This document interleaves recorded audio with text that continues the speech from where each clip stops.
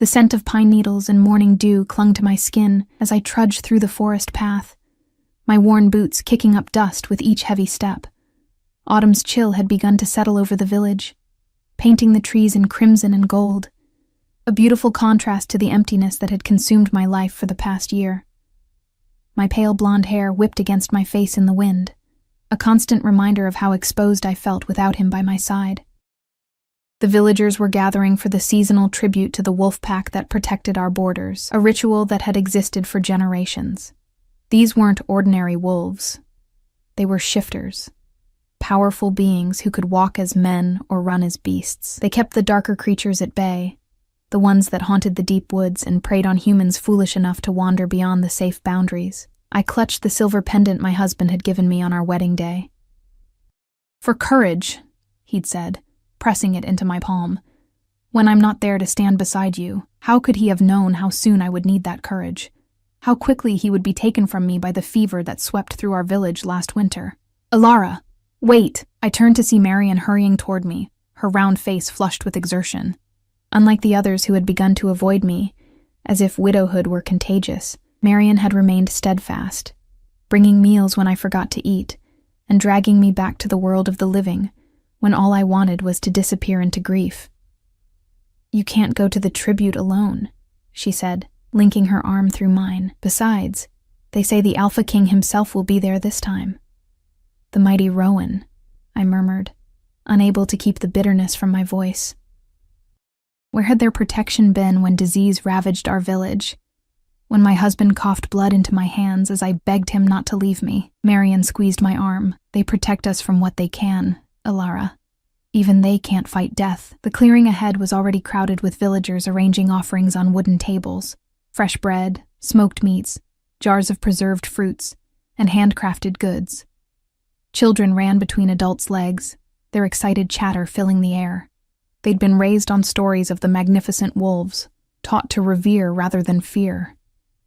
I envied their innocence. I placed my modest offering on the table.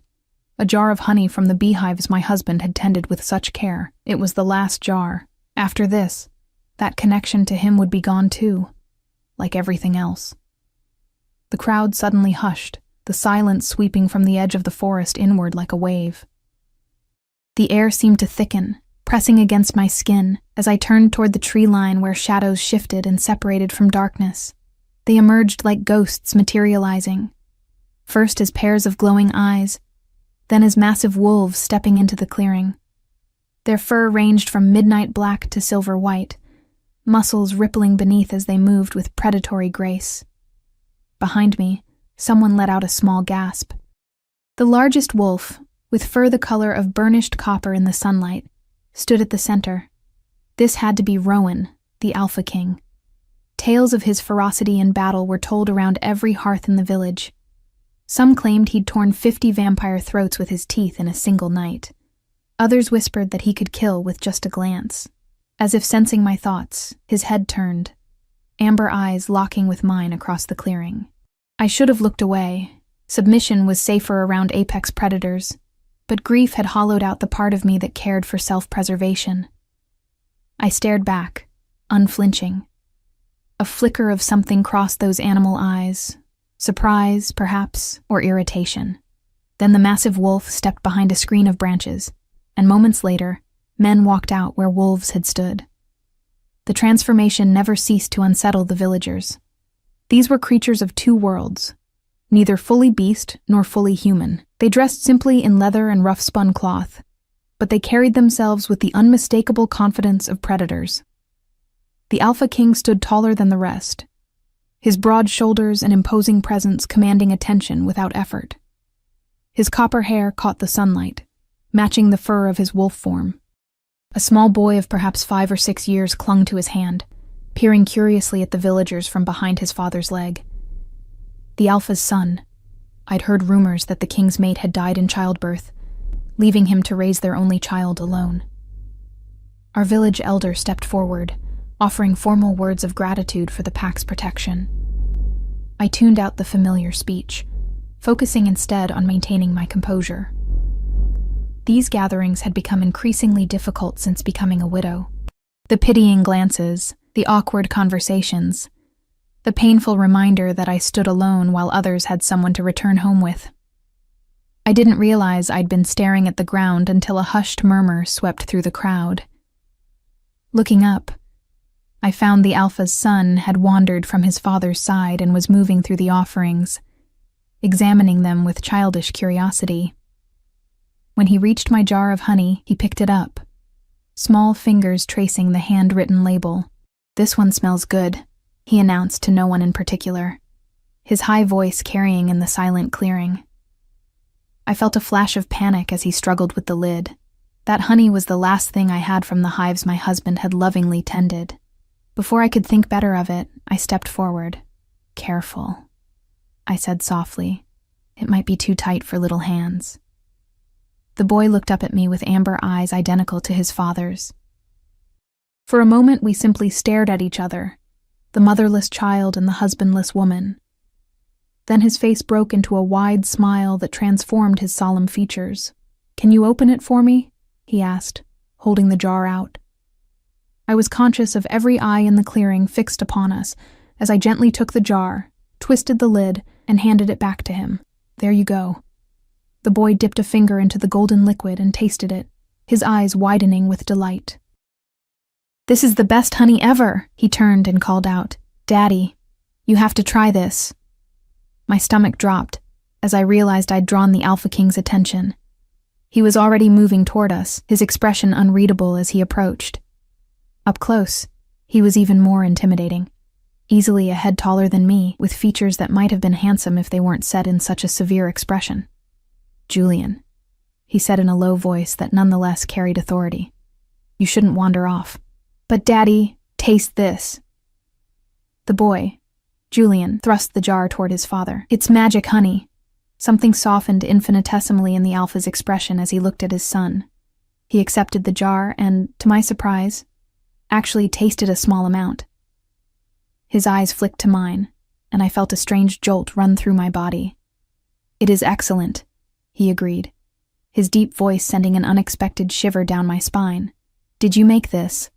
I shook my head, words temporarily deserting me. "My husband did," I finally managed. "He kept bees. This is the last jar." Understanding dawned in his eyes, the recognition of grief, of loss. For a brief moment, something like compassion crossed his face before the mask of authority returned. "Then we are honored by your sacrifice," he said formally, handing the jar back to me. "The pack appreciates your contribution, but perhaps you should keep this one." Before I could respond, shouting erupted from the edge of the clearing.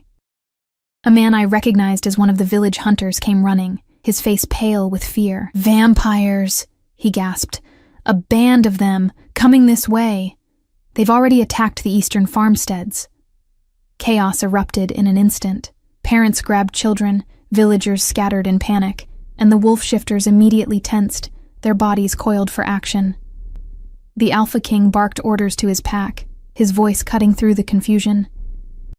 "Get the villagers to safety," he commanded, then turned to me, his eyes fierce. "Take Julian."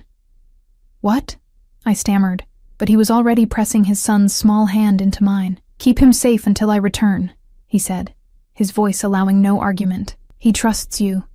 Before I could process what was happening, the Alpha had stripped off his shirt and was running toward the trees, his body already beginning to shift. Within seconds, the copper wolf reappeared, larger and more terrifying than before, accompanied by his pack. I stood frozen, the honey jar in one hand and the Alpha King's son clinging to the other.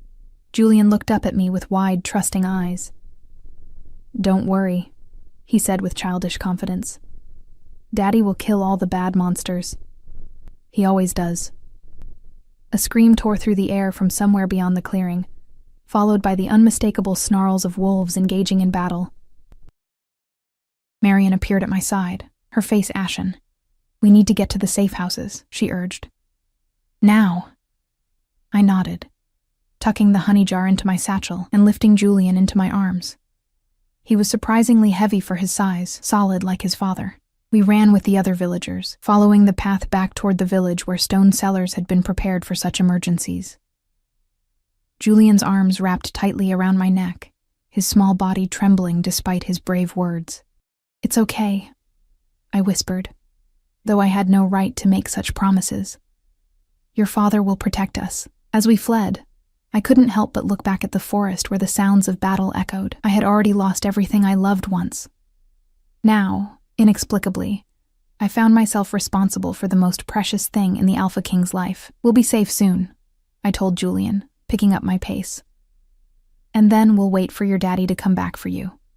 Julian laid his head on my shoulder, his voice small but clear. "I like you," he said simply. "You smell nice, like flowers and honey." Something in my chest twisted painfully, a feeling I'd thought long buried with my husband. "I like you too," I replied, surprised to discover it was true. As we reached the village, the sounds of fighting growing more distant behind us, Julian lifted his head and looked at me with a child's perfect seriousness.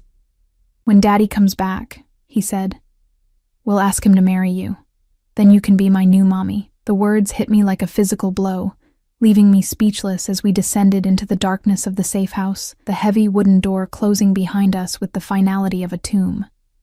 The safe house was a sprawling stone cellar beneath the village hall, lit by oil lamps that cast long shadows across worried faces. Children huddled with parents, the elderly were settled onto makeshift beds, and those with medical knowledge prepared supplies for potential injuries. I found a quiet corner and sat with Julian on my lap, his small body warm against mine as we waited in the dim light. "Have you ever seen vampires?" Julian asked, his voice carrying in the hushed cellar. Several nearby villagers glanced our way, their expressions a mix of curiosity and unease at the Alpha King's son in our midst. "No," I answered truthfully, "and I hope I never do." "I saw one once," he confided, leaning back to look at my face. "It tried to climb over our wall, but Daddy caught it.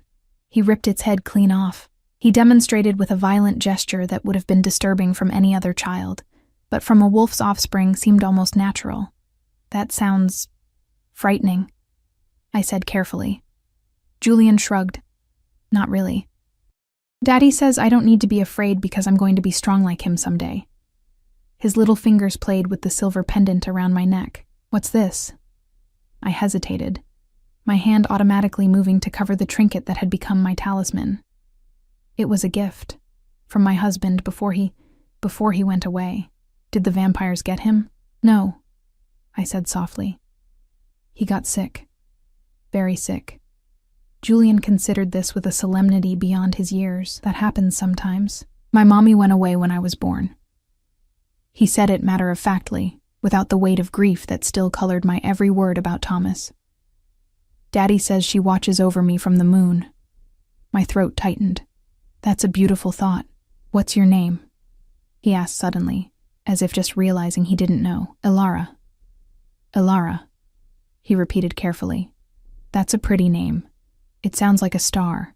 Despite everything, the danger outside, the fear hanging thick in the air of the safe house, my own lingering grief, I found myself smiling. "Thank you. Julian is a fine name too. Very dignified."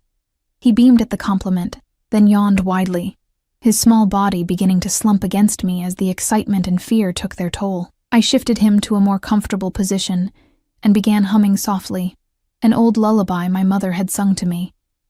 Marian appeared with a blanket, draping it over Julian's shoulders. "You've made quite an impression," she whispered, nodding toward the sleeping child.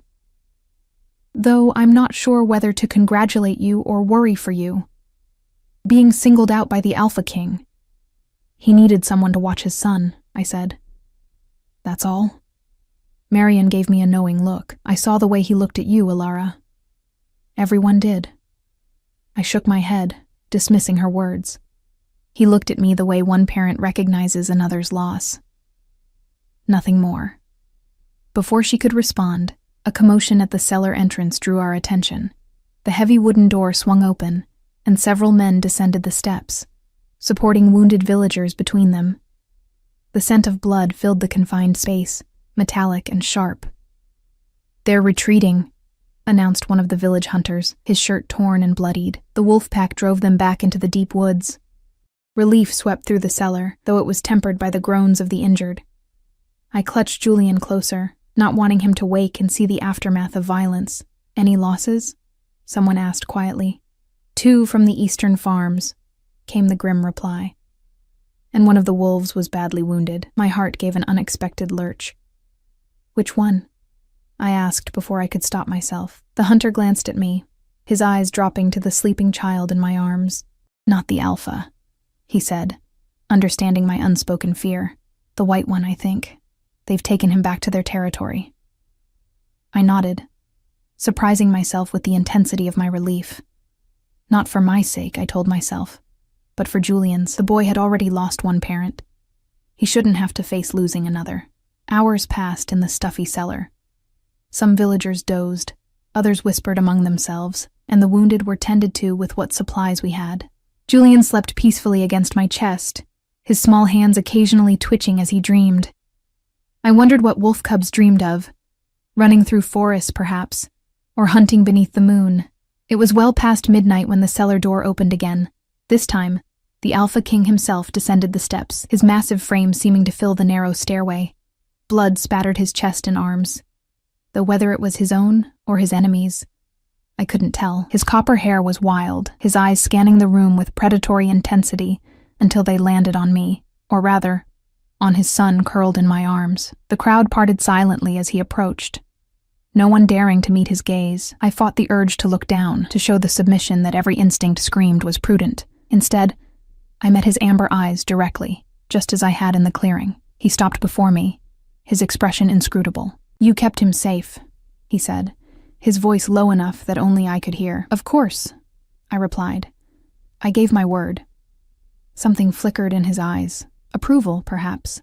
He crouched down to my level, reaching out to brush a strand of hair from Julian's face, with a gentleness that seemed at odds with the blood on his hands. The boy stirred, but didn't wake. "The threat is contained for now," he said. "But they'll be back. They always come back." "Why?" I asked, the question escaping before I could consider its wisdom. Questioning an alpha was rarely welcomed. To my surprise, he answered, "They're desperate, hungry. Their territories to the north have been destroyed by humans, so they push south into ours." He sighed, a very human sound of fatigue. "And your village sits on the boundary. So we're just in the way?" I couldn't keep the bitterness from my voice. His eyes narrowed slightly. "You're under our protection, like my husband was?" The words fell between us like stones, and I immediately regretted them. Grief had made me reckless. Instead of anger, though, I saw something like understanding cross his face. "Disease is an enemy even I cannot fight," he said quietly. "If I could, your husband would still be by your side." The simple acknowledgement of my loss, without pity or platitudes, caught me off guard. I looked down at Julian, using the moment to compose myself. "He's a wonderful child," I said, changing the subject. "You must be very proud." "He's everything to me," Rowan replied, and for a moment, I glimpsed the man beneath the alpha. A father who loved his son, a widower who raised his child alone. Not so different from me, despite all appearances. Julian chose that moment to stir, his eyes fluttering open. He blinked sleepily, then broke into a wide smile when he saw his father. "Daddy, did you kill all the bad monsters?" A smile transformed Rowan's severe features, softening them in a way that made my breath catch unexpectedly. "Most of them," he said, reaching out to take his son. Julian transferred easily to his father's arms, but kept one hand stretched toward me. "Daddy, this is Alara," he announced. "She has magic honey, and she sang to me. She doesn't have a husband anymore because he got sick." He delivered this information in the forthright manner of children, unaware of the complex emotions swirling beneath the surface. "I see," Rowan said, his eyes meeting mine over his son's head. "Can she come home with us?" Julian asked, his question hanging in the air between us. "I told her we would ask you to marry her so she could be my new mommy." The cellar went deathly silent. I felt heat rush to my face, mortification washing over me in a wave. Nearby, I heard Marion gasp softly. "Julian," Rowan began, his voice carefully measured. "We've discussed this. These things are complicated. But she's nice," Julian insisted. And she smells good. And she's all alone now, like we were before. His logic was impeccable in its childish simplicity. Rowan's expression was unreadable as he looked at me. I apologize, he said formally. Children speak without understanding. There's no need to apologize, I managed, willing my voice to remain steady. He's just being kind. An awkward silence fell, broken when Rowan straightened to his full height. Julian secure in his arms. The village should be safe now, but my pack will patrol the perimeter for the next few days to ensure no strays return. He addressed this to the room at large, slipping back into his role as alpha. Keep your children close and don't venture into the deep woods. The hunting parties should stay within sight of the village walls. Nods and murmured agreements answered him. He turned to leave, then paused, looking back at me. The honey, he said. It was exceptional. If you decide to continue your husband's work with the bees, the pack would trade well for such quality. It was an unexpected gesture, a potential lifeline when I'd been drowning in uncertainty about my future. Beekeeping had been Thomas's passion, not mine, but I'd watched him enough to understand the basics. I'll consider it, I said, unable to manage more through the tightness in my throat. Rowan nodded once, then turned and ascended the stairs, Julian waving cheerfully over his shoulder until they disappeared through the doorway. Marion was at my side immediately. Well, she said, eyes wide. That was interesting. It was embarrassing, I corrected, gathering the blanket Julian had used. The poor man, having his son propose marriage on his behalf. Poor man, Marion snorted. He's the Alpha King. He could have any woman he wanted with a snap of his fingers, and the way he looked at you— Stop, I said sharply. Thomas has been gone barely a year. Her expression softened. Oh, Ilyra, Thomas wouldn't want you to be alone forever. I turned away, unwilling to continue the conversation. The truth was more complicated than Marion knew. It wasn't just loyalty to Thomas's memory that made the idea of another relationship unthinkable. It was fear. I'd already experienced the devastation of losing someone I loved. The thought of opening myself to that possibility again felt like willingly walking into a wildfire. As people began to file out of the safe house, returning to their homes now that the danger had passed, I lingered. The silver pendant felt heavy against my skin, a reminder of promises made and a life cut short. Thomas had been kind, gentle, predictable, everything the Alpha King was not. The idea that Rowan had looked at me with anything other than the momentary recognition of shared loss was absurd. And yet, as I finally emerged into the cool night air, my eyes were drawn to the forest beyond the village walls, where I knew the wolf pack made their home, where a copper-haired king was perhaps settling his son into bed with stories of brave battles against monsters. The moon hung low and full over the treetops, casting everything in silver light. For a moment, I allowed myself to imagine Thomas watching from that moon, as Rowan had told Julian his mother did. Would he understand the strange emptiness I felt, knowing I would return to a cold, quiet house? Would he forgive the momentary confusion that had flooded through me when Rowan's eyes met mine? Good night, my love, I whispered to the moon, clutching my pendant. I'm trying to be brave, as you asked. As I turned toward home, a wolf's howl echoed from the distant forest, deep and resonant, carrying over the sleeping village. Whether it was a warning, a mourning, or a call, I couldn't say, but something in it resonated in my chest, like the plucking of a string I hadn't known existed. I quickened my pace, telling myself it was the chill of the night that raised goosebumps on my skin, not the lingering memory of amber eyes that had seen my grief and recognized it as their own. Dawn broke with a ghostly mist clinging to the ground, shrouding the village in ethereal white. I'd barely slept, my dreams haunted by images of gleaming fangs and blood-spattered skin, intertwined with amber eyes that shifted between human and wolf.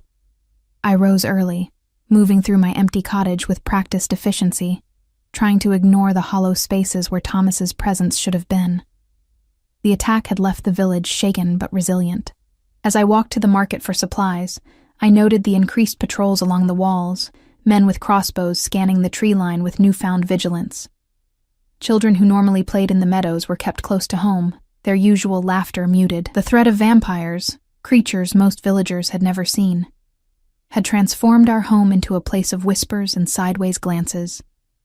"Elara," Marian waved from her garden as I passed. "Come, help me salvage what's left of these herbs. The commotion yesterday trampled half my sage." I joined her, grateful for the distraction of practical work. As we gathered the fragrant leaves, Marian kept glancing at me expectantly until I finally sighed. "Just say whatever it is you're dying to say." She straightened, wiping soil from her hands. "The entire village is talking about it, you know. The Alpha King himself entrusting his only son to you, of all people. He needed someone to watch the boy. I was simply there." "Oh, please." There were a dozen mothers in that clearing, any of whom would have been a more obvious choice than a childless widow. Marian lowered her voice.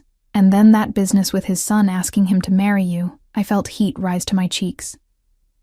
It was the innocent suggestion of a child who's lost his mother, nothing more. "Perhaps," Marian allowed, though her expression remained skeptical. "But you must admit, it's a fascinating thought. You, as the Alpha's mate." "Stop!" I cut her off, sharper than I intended. "I have no interest in being anyone's mate. Thomas was my husband, my partner, my voice caught, the familiar pain constricting my throat. Marian's face softened. "I know you loved him, Elara, deeply. But life continues, even when we think it impossible." I turned away, focusing on the herbs to hide the tears threatening to spill. Even if I were interested, which I'm not, why would the Alpha King look twice at a human widow with nothing to offer?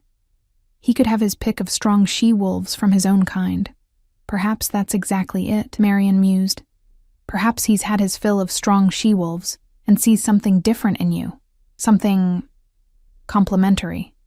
Before I could formulate a suitably dismissive response, a commotion at the village gates drew our attention. Several of the pack members had arrived, their human forms no less imposing in daylight than they had been in the shadows of dusk. They moved with purpose, speaking to the village elders who had hurried to greet them. "What now?" Marian murmured, standing on tiptoes to see better. We didn't have to wonder long. Within moments, word spread through the market. The Alpha King had decreed that 3 of his pack would remain in the village as guardians until the vampire threat was fully neutralized. It was unprecedented. The wolves had always protected us from a distance, rarely mixing with human daily life. "This changes everything," Marian whispered excitedly. "Do you think they'll live among us? Join our gatherings? Imagine dancing with a wolf shifter at the harvest festival." I couldn't share her enthusiasm. The wolves' closer presence meant a greater likelihood of encountering their alpha again, an outcome I wasn't prepared to face after the embarrassment of our last meeting. "I should go," I said, gathering my basket. "I was planning to check the beehives today." Marian caught my arm. "Be careful out there. Even with the pack patrolling, those woods aren't safe. The hives are barely beyond the western field," I assured her. "Well within sight of the village." I moved through the market quickly after that, collecting the few supplies I needed and avoiding conversation. News of my interaction with the Alpha King and his son had clearly spread. I felt curious eyes following me, heard whispers that fell silent as I approached. I'd already lived through being the object of pity as a young widow. I had no desire to become the subject of new speculation. The walk to the beehives calmed my frayed nerves. Thomas had positioned them at the edge of a wildflower meadow, facing east to catch the morning sun. It was a beautiful, peaceful place, one of the few connections to him that didn't bring immediate pain. I'd avoided it after his death, unable to face this passion of his without him. But Julian's delight in the honey had awakened something in me. Perhaps continuing Thomas's work would be a way to honor him, to keep a part of him alive. The hives stood in a neat row, weathered but intact. I approached cautiously, remembering Thomas's instructions from long ago. Move slowly, speak softly. They can sense fear and aggression. Treat them with respect, and they'll do the same. To my surprise, the bees seemed to recognize me, or at least accept my presence. They buzzed around me, investigating, but without aggression. I spoke to them as Thomas had, nonsensical words of greeting and praise. "Hello, little ones. You've done well without us, haven't you? Kept everything in order."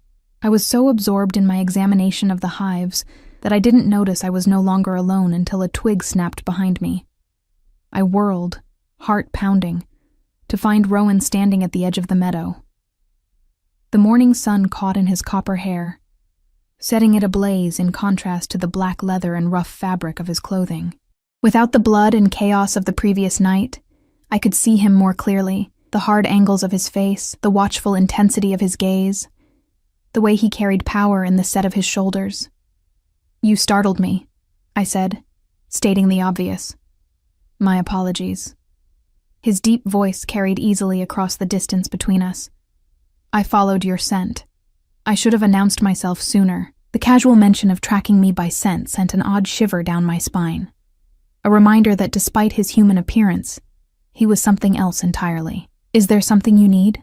He hesitated, an unexpected show of uncertainty from someone who commanded such authority. "Julian asked after you this morning.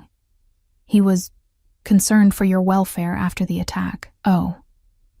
The thought of the little boy worrying about me brought an involuntary smile to my lips. "That's very sweet of him. Please tell him I'm perfectly fine." Rowan nodded, then glanced at the beehives. "These were your husband's?" "Yes." I turned back to the hives, running a hand gently along the weathered wood of the nearest one. "I've neglected them since he died. I'm not sure they'll accept me as their new keeper." "They already have," he observed, stepping closer. I tensed, but he moved with such fluid grace that the bees hardly seemed to notice his approach. "See how they circle you? They're curious, not defensive." I watched in fascination as several bees landed on my outstretched hand, exploring my skin with their tiny feet. Thomas always said they could sense intention, that they knew the difference between threat and care. "Your husband was wise," Rowan said, stopping a respectful distance away. "Most creatures can sense true intent beneath whatever masks we wear." The words carried a weight beyond their surface meaning, and I found myself looking up at him, trying to read his expression. His face remained largely impassive, but there was something in his eyes. A question, perhaps, or a challenge. "Why are you really here?" I asked directly. I doubt the Alpha King personally delivers messages from his son to random villagers. A hint of amusement lifted the corner of his mouth. "No, he doesn't." He gestured to the hives. "I came to discuss a proposition. My pack has use for good honey, for healing, for trade with other territories. If you're willing to tend these hives and expand them, we would ensure your safety and provide whatever assistance you require." It was a practical offer, one that made logical sense, yet I couldn't help feeling there was more beneath it. Why me? Surely there are more experienced beekeepers in the region. "Because my son trusts you," he said simply. "And because I saw how you treasured that last jar. Things valued should be preserved." The unexpected perceptiveness caught me off guard. I turned back to the hives, using the moment to compose myself. "I don't know if I can do this alone." Thomas had years of experience. "You won't be alone." His voice had dropped, the words carrying a promise that seemed to extend beyond beekeeping. When I looked at him again, his expression had softened fractionally. "My pack protects what's ours." "I'm not yours," I said, the words emerging sharper than intended. His eyes flashed, something primal surfacing before he controlled it. "The village is under our protection. By extension, so are you." He paused, then added more quietly, "We all need purpose, Alara. Something to pull us forward when grief tries to drag us under." The truth of his words resonated painfully. The past year had been a battle against the current of loss, each day a struggle not to surrender to the pull of despair. The bees represented something I hadn't had in too long, a future, a reason to continue. "I'll do it," I said finally, "but I have conditions." His eyebrows rose slightly, and I realized how presumptuous it was to dictate terms to an Alpha King. Yet something told me he would listen, that beneath the mantle of power was a man who understood negotiation. "I'll need help transporting equipment and new hives. And knowledge. My husband kept journals of his methods. But there's much I don't know." I took a breath, then added, "And I want a fair trade. Not charity." Rowan studied me for a long moment, then nodded. "Agreed. I'll send one of my pack tomorrow with materials. As for knowledge..." He hesitated. "Julian has been asking to visit the village again. Perhaps I could bring him, and while he explores, we could discuss the particulars of our arrangement. The prospect of spending more time with both Julian and Rowan sent an unexpected flutter through my chest, anticipation mixed with apprehension. That would be acceptable, I said formally, trying to match his businesslike tone. A wolf's howl echoed from the forest, and Rowan's head turned sharply toward the sound. "I'm needed," he said, already beginning to move away. "Tomorrow, then. Midday." He paused, looking back at me with those unnerving amber eyes. "Be cautious, Ilara. The vampire attack wasn't random. They're growing bolder, more organized. Don't venture beyond the village alone." Before I could respond, he was gone, disappearing into the trees with inhuman speed. I stood among the humming beehives, trying to process the encounter. There had been warnings in his words, yes, but also something else. A recognition, perhaps. An understanding of what it meant to rebuild after loss. I gathered my basket and began the walk back to the village, my mind filled with conflicting thoughts. The practical part of me welcomed the arrangement. It would provide purpose and income when both had been scarce, but another part, the part that had withdrawn from life after Thomas's death, trembled at the prospect of new connections, new vulnerabilities. As I reached the edge of the village, I paused, looking back at the distant line of beehives. Thomas had loved this view, the golden meadow stretching to meet the dark forest beyond. "What would you think of this, my love?" I whispered. "Me? Making deals with wolf kings and considering a future you won't be part of?" The silver pendant felt warm against my skin, as if absorbing the afternoon sunlight. "For courage," he had said. Perhaps this was what courage looked like now. Not facing death, but facing life again. I unclasped the pendant and held it in my palm, studying the intricate pattern Thomas had chosen so carefully. Then, deliberately, I fastened it around my neck once more and continued toward home, where I would prepare for tomorrow's visitors. One step forward, then another. It was all any of us could do. That night, I dreamed of honey gold eyes watching me from the edge of a meadow, neither fully human nor fully wolf, waiting for me to cross the distance between us. I woke before dawn, my heart pounding as if I'd been running. Outside, a wolf howled, close enough that the sound carried clearly through my window. A warning, a summons. I couldn't tell. But as I rose to face another day alone, I found myself drawing strength from the knowledge that tomorrow, my solitude would be briefly interrupted by a curious wolf child and his enigmatic father. For the first time in months, I found myself looking forward to something. It was a small feeling, fragile as a butterfly's wing, but it fluttered in my chest with surprising persistence as I moved through the quiet house, planning what I would offer my unusual guests when they arrived. The village buzzed with activity by mid-morning. News of the Alpha King's impending visit had spread like wildfire, prompting an impromptu cleaning of the central square and hasty preparations of gifts and offerings. I watched the commotion from my doorway with mixed feelings, simultaneously amused by the villagers' excitement and anxious about my own upcoming meeting. I'd spent the previous evening preparing my cottage, though I told myself it was simply good manners rather than any special effort for my guests. I'd baked fresh bread, set out my finest cups for tea, and even placed wildflowers in a ceramic vase that had gone unused since Thomas's funeral.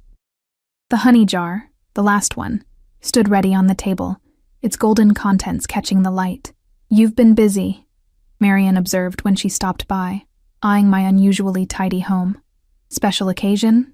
"Just visitors," I said casually, avoiding her knowing gaze.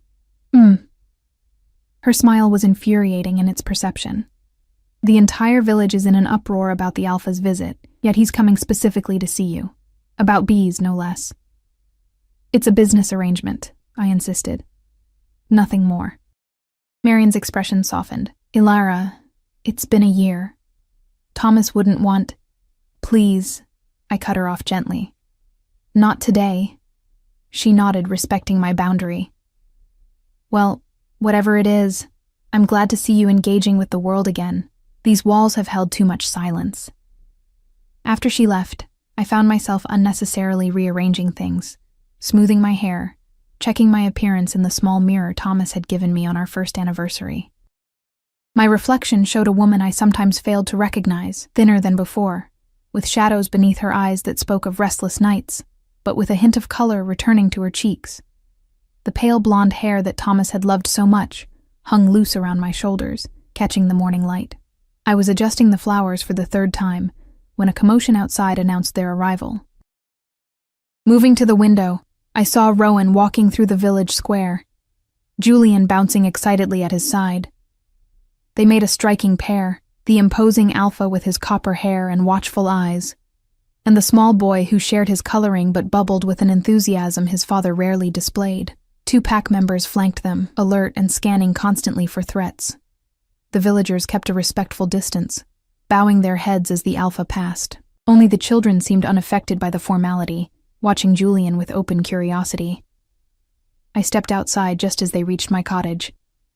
Julian spotted me immediately, his face lighting up. "Ilara!" he called, breaking free from his father's side to run toward me. "We came to see you. And the bees." His enthusiasm was infectious, and I found myself smiling genuinely as I crouched to his level. "Hello, Julian. I'm very glad you came." He threw his arms around my neck in an impulsive hug that caught me by surprise. Over his shoulder, I saw Rowan watching us, his expression unreadable but intent. When Julian released me, I stood to greet the alpha properly. "Welcome," I said formally. "Please, come inside." Rowan nodded to his guards, who took positions outside my cottage. Then he followed me through the door, ducking slightly to enter the low doorway, his presence immediately filling the small space. Julian darted past us both, exploring my home with unrestrained curiosity. "Daddy, look! She has flowers. And honey. Can I have some honey? Please?" "That's for Ilara to decide," Rowan replied, his deep voice somehow softer in the confines of my home. "Remember what we discussed about manners." Julian straightened, attempting a formal bow that nearly toppled him. "May I please have some honey, Miss Ilara?" The contrast between his solemn attempt at formality and his evident excitement made me laugh, a sound so unexpected it seemed to surprise all of us. "Of course you may," I said, cutting a slice of fresh bread and drizzling honey over it. "And you can call me just Ilara." As Julian happily consumed his treat, Rowan moved around my cottage, his eyes taking in every detail. I felt suddenly self-conscious of the modest surroundings, the simple furniture Thomas had crafted, the faded curtains, the small personal touches that made it home. "Your home is peaceful," he said finally, surprising me with his choice of words. "Thank you," I replied, unsure how else to respond. I gestured to the table. "Would you like tea? Or perhaps something stronger?" A hint of amusement crossed his face. "Tea would be fine."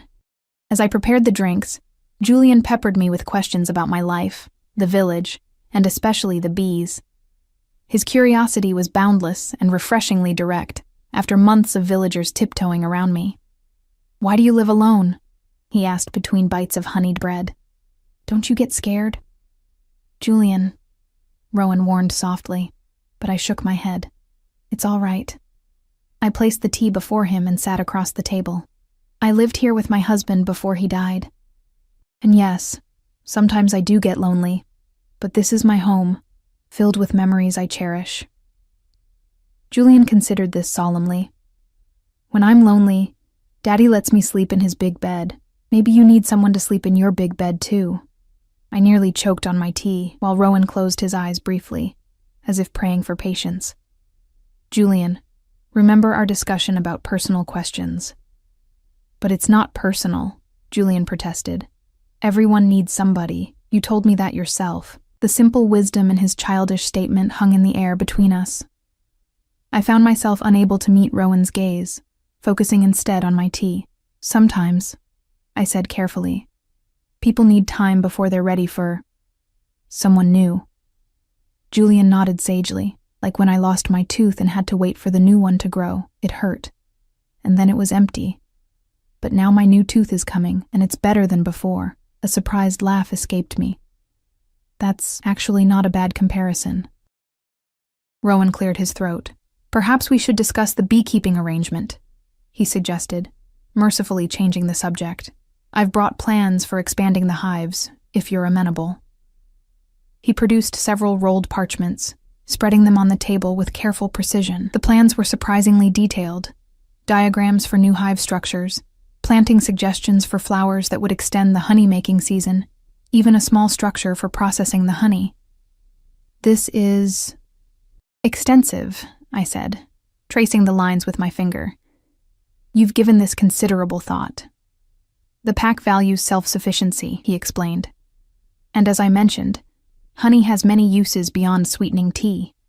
Its healing properties are particularly valuable to us." As he spoke about the plans, his entire demeanor shifted. The stern alpha became an articulate strategist, explaining each element with a clarity that made it easy to follow. I found myself drawn into the vision he presented, not just maintaining Thomas's legacy, but expanding it into something new. "What do you think?" he asked when he'd finished, watching me closely. "I think it's ambitious," I admitted. "But I like it." I hesitated, then added, "Though I'll need help with the construction. My skills with a hammer are limited." "I'll build it," Julian announced, having returned from exploring my cottage. "I'm very strong." Rowan's mouth quirked in a half-smile. "We'll both help," he told his son, "along with others from the pack. It will be a community effort." The word community caught me by surprise. It implied connection, belonging, things I'd felt separate from since Thomas's death. "Why are you doing this?" I asked suddenly. "The truth, please. There must be easier ways to acquire honey." Rowan considered me for a long moment, his amber eyes unnerving in their intensity. Julian, sensing the shift in mood, quietly occupied himself with examining a wooden carving on my mantel. "My people need allies," Rowan said finally. "The vampire encroachment is worse than your village realizes. They're organized, strategic, pushing south with increasing aggression. My pack alone may not be enough to hold them back indefinitely." A chill ran through me. "And honey trading accomplishes this how exactly?" "It builds connection," he said simply. "Trust. The start of a closer alliance between wolf and human." His eyes held mine. "The old ways of separation have left us vulnerable. Change is necessary for survival." The weight of his words settled over me. This wasn't merely about beehives or honey. It was about reshaping the relationship between our kinds, with my small project as just one thread in a larger tapestry. "And you chose me because..." Something softened in his expression. "Because you faced loss and continued forward. Because you showed kindness to my son, without expectation of return. Because you stood in that clearing and looked me in the eye when others cowered." He paused. "Strength isn't always about physical power, Ilara." Before I could formulate a response, Julian returned to the table, proudly displaying a small wooden wolf Thomas had carved years ago. "Did you make this?" "It looks like Daddy." I smiled, grateful for the interruption. "My husband made it. He was very talented with wood." Julian examined the carving with careful fingers. "He made nice things. I'm sorry he got sick." He looked up at me with those amber eyes so like his father's. "Do you think you'll ever get married again?" "Julian." Rowan's tone carried a clear warning. "It's an innocent question," I said, though my cheeks warmed. I turned to Julian. "I don't know. I haven't thought about it." Julian nodded thoughtfully. "You should think about it. Daddy says thinking helps us make good choices." He placed the wooden wolf carefully beside my plate. "Can we see the bees now?" Grateful for another change of subject, I agreed, and soon we were walking through the village toward the meadow. Rowan's guards followed at a discreet distance while Julian skipped ahead, stopping to investigate anything that caught his interest. "He's wonderful," I said quietly to Rowan. "So curious about everything." "Too curious sometimes," Rowan replied, though his tone held pride rather than criticism. "He asks questions I'm not always prepared to answer." "About his mother?" I ventured. Rowan nodded. "And about the future. What it means to be alpha someday." He watched his son with a mixture of love and concern. "I want him to have his childhood before that burden falls to him." The simple admission, a father's worry for his son, humanized him in a way nothing else had. Beneath the alpha's power and authority was a parent with the same fears and hopes as any other. We reached the meadow, where Julian's excitement at seeing the beehives was boundless. I showed him how to approach slowly, explaining what Thomas had taught me about the bees' behaviors and patterns. To my amazement, the bees seemed completely untroubled by the presence of wolves in their territory. If anything, they showed more interest in Rowan and Julian than they did in me. "They recognize your nature," I observed, watching several bees land harmlessly on Julian's outstretched hand. "All creatures know their place in the order of things," Rowan said. "Predator, prey, allies. The distinctions are clear in the natural world." He glanced toward the distant forest. "It's only humans who sometimes forget where they stand."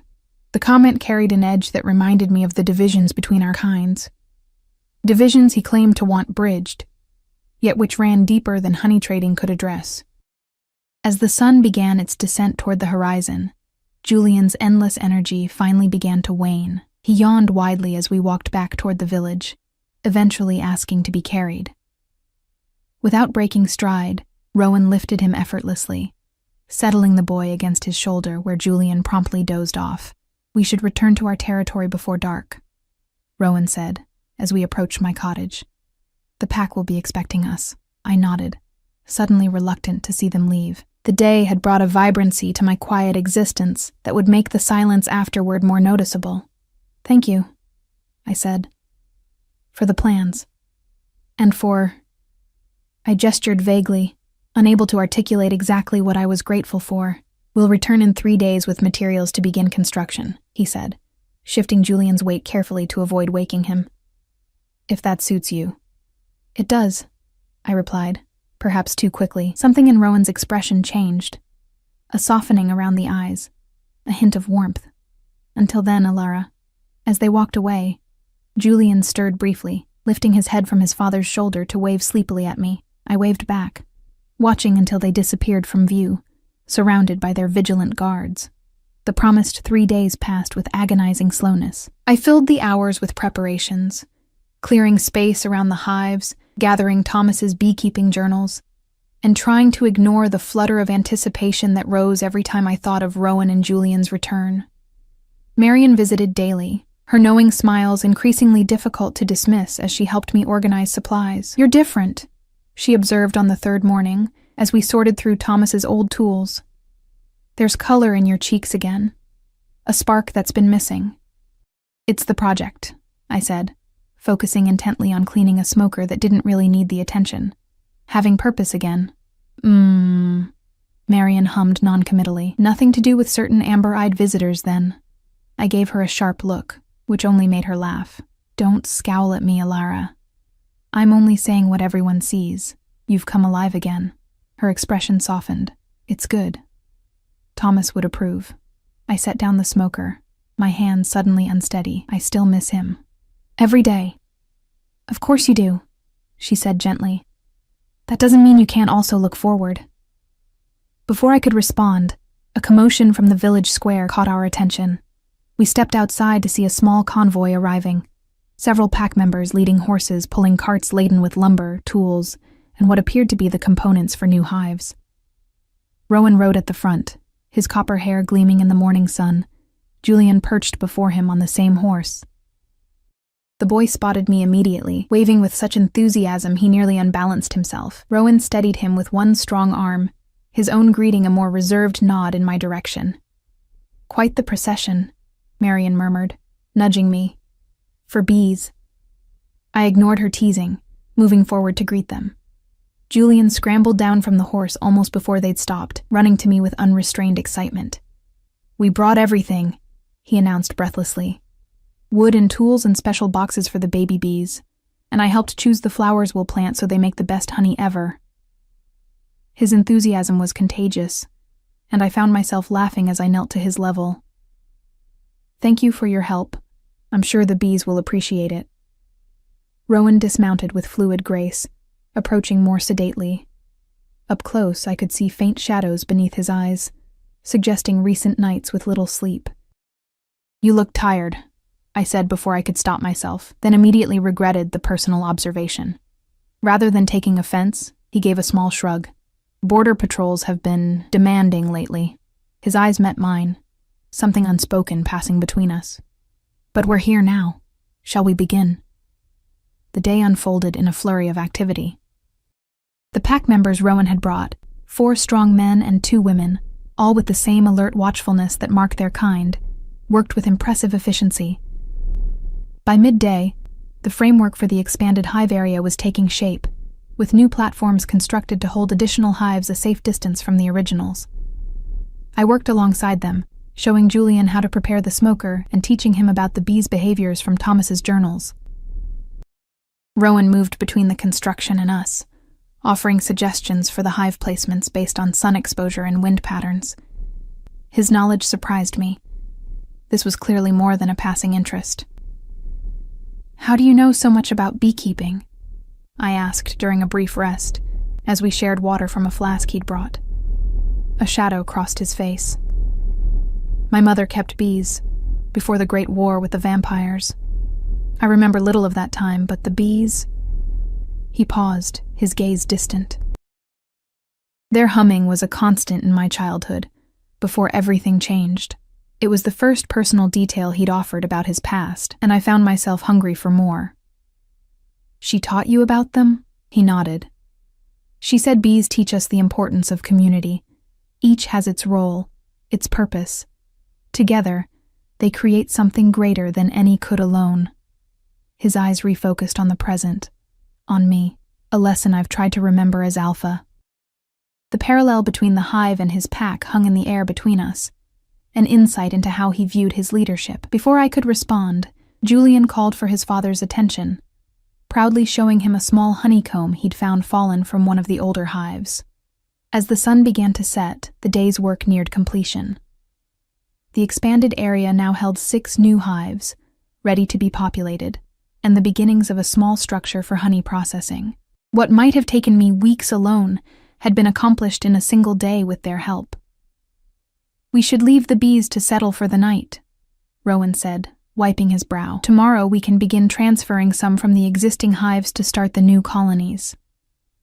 "You're staying another day?" I asked, surprised and pleased in equal measure. He hesitated, then nodded. "If that's acceptable. The village elder has offered accommodations for my pack. Julian and I would stay with them." "Of course it's acceptable," I said quickly. "There's still much to do." As we gathered tools and prepared to return to the village, Julian tugged at my hand. "Can you come have dinner with us, please? I want to show you the special honey cakes the baker made for us." I glanced at Rowan, uncertain. "I wouldn't want to intrude on your arrangements." "You wouldn't be intruding," he said quietly. "Julian would enjoy your company." A pause then. "As would I." The simple admission sent warmth spreading through my chest. "Then I'd be happy to join you." The walk back to the village took on a dreamlike quality in the golden evening light. Julian skipped ahead with the female pack members, who indulged his endless questions with patient answers. I found myself walking beside Rowan, a comfortable silence between us broken occasionally by his observations about the land, or my comments about the village's history. The elder had indeed prepared a welcome feast for our visitors, setting up long tables in the village square. As word spread of the shared meal, villagers emerged from their homes, bringing additional dishes and drinks. What had begun as simple hospitality transformed into an impromptu celebration. I sat beside Julian at the main table, with Rowan on his other side. The boy chattered happily about the day's adventures, demonstrating impressive knowledge of what he'd learned about the bees. Around us, I noticed something remarkable happening. Villagers and wolf shifters were mingling, cautiously at first, then with increasing comfort as food and drink were shared. "Your plan seems to be working," I said softly to Rowan, when Julian was distracted by a particularly delicious honey cake. "Building connections."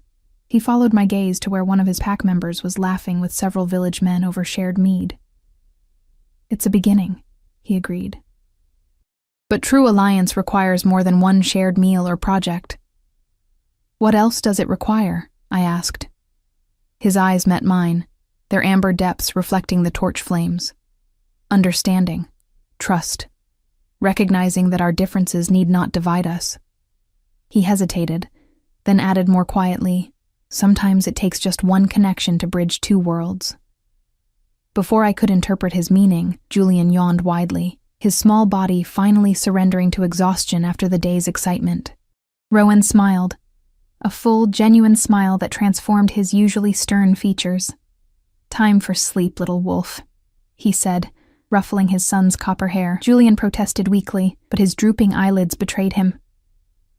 "Can Alara tell me a story first, please?" Rowan glanced at me, eyebrows raised in question. "Only if she wishes to." "I'd be happy to," I said, touched by the request. The elder had prepared rooms in his large home for our visitors. I followed Rowan as he carried his half-asleep son to the small chamber they would share, settling Julian on the bed. I sat beside him, searching my memory for a suitable story. "My mother used to tell me about the first bee," I began, my voice soft in the quiet room. "She was a star that fell to earth. Her light so bright it transformed into 1,000 tiny sparks that flew about, looking for flowers to rest upon." Julian's eyes grew heavier as I spoke, until they finally closed completely, his breathing deepening into sleep. I gently tucked the blanket around him, aware of Rowan watching from where he leaned against the doorframe. "You're good with him," he said as I rose and moved toward the door. "He makes it easy," I replied. "He's a wonderful child." Rowan stepped into the hallway with me, partially closing the door to Julian's room. "Would you walk with me? The night is mild, and I find I'm not yet ready for sleep." My heart quickened at the invitation. Yes, I'd like that. The village was quieting as we walked its perimeter. Most residents retired to their homes after the unexpected festivities. The nearly full moon cast everything in silver light, softening edges and creating pools of shadow beneath the trees. Rowan moved silently beside me, his presence both reassuring and slightly unnerving in its intensity. "You never speak of Julian's mother," I said after we'd walked in silence for some time, then immediately regretted my boldness. "I'm sorry, that's not my place to ask." To my surprise, he didn't retreat from the question. "Serena was from a neighboring pack," he said, his voice low. "Our union was arranged to strengthen our territories against the vampire expansion from the north. We respected each other, but..." He paused. "We had little time to develop more before Julian's birth took her." The matter-of-fact recounting of loss, of a partnership formed for duty rather than love, stirred my sympathy. "I'm sorry. Julian deserved to know his mother, and you deserved more time." Rowan's gaze remained on the distant tree line. "And your husband. Julian mentioned illness, but..." "Fever," I said, the familiar ache returning. "It swept through the village last winter. Thomas was strong, but..." I swallowed hard. "He fought for 3 days before it took him." "You were with him." It wasn't a question. "Until the end," I confirmed. "We had 5 years together. Not enough, but I'm grateful for each one." We had reached the edge of the village, where a fallen tree provided a natural bench overlooking the valley below. By unspoken agreement, we sat, the nighttime forest spreading before us like a dark sea under the moonlight. "Duty has shaped my life since I was Julian's age," Rowan said after a while. "When my father fell in battle, leadership of the pack passed to me before I was ready. Every decision since has been for their survival, their welfare." I studied his profile in the moonlight. The strong jaw, the watchful eyes that carried the weight of responsibility. "And what of your own welfare, your happiness?" He turned to me then, something vulnerable breaking through his carefully maintained control. "Alphas aren't afforded the luxury of putting personal desires first." "Perhaps," I said carefully, "serving others and honoring yourself need not be mutually exclusive." His eyes searched mine, and I felt the weight of his gaze like a physical touch. "You've faced me without fear from the first moment, Alara. Even now you speak truths others would hesitate to voice. Fear has little hold on those who've already lost what matters most," I replied. "Is that what you believe?" he asked softly. "That nothing remains that matters?" The question penetrated the protective walls I'd built around my heart since Thomas's death. What did remain that mattered? My quiet existence? The memories that both comforted and pained me? The silver pendant against my skin seemed suddenly heavy with meaning. Not just a reminder of what was lost, but a challenge to find courage for what might still be. "I don't know," I admitted, my voice barely above a whisper. I'm still learning what matters now. Rowan moved slowly, deliberately, giving me every chance to withdraw as his hand rose to gently brush a strand of hair from my face. Perhaps we both are. The simple touch ignited something I'd thought long extinguished, a spark of possibility, of connection beyond grief. Without thinking, I reached up and caught his hand with mine, holding it against my cheek for a moment before lowering our joined hands to rest between us on the log. We sat in silence after that, neither pulling away nor moving closer, the tentative contact and acknowledgement of something neither of us was ready to name. Around us, night creatures called to one another, and somewhere in the distance, a wolf howled. A lone voice soon joined by others in haunting harmony. Your pack, I said, recognizing the pattern of communication. Rowan nodded, reluctantly releasing my hand as he stood. They've found something. I must go.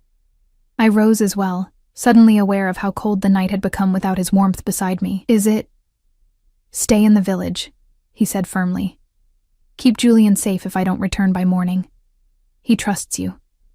The implications of his request, the level of trust it represented, were not lost on me. I will. Be careful. He looked at me for a long moment, as if memorizing my face, then did something unexpected. He took my hand again, raised it to his lips, and pressed a gentle kiss against my knuckles. Until tomorrow, Elara. Then he was gone, moving toward the forest with inhuman speed, leaving me standing at the village edge with my hand still tingling from his touch and my heart racing with emotions I had no name for. But as I turned back toward the village, I realized the pendant against my skin felt lighter somehow. Not gone. Never gone. But no longer weighing me down. For the first time since Thomas's death, I walked forward with my gaze on what lay ahead, rather than what remained behind.